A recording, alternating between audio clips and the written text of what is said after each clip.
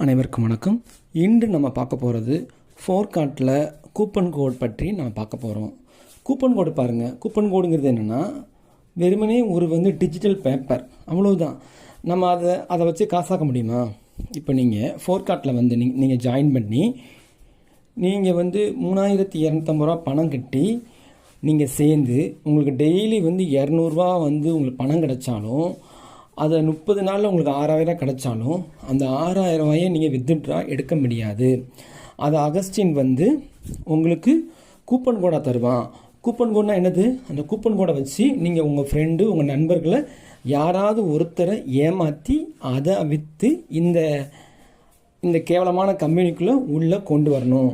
அதுதான் coupon code. அதனால் இந்த கூப்பன் கோடுங்கிறது மிகப்பெரிய ஃப்ராடு. இதில் சேராதீங்க.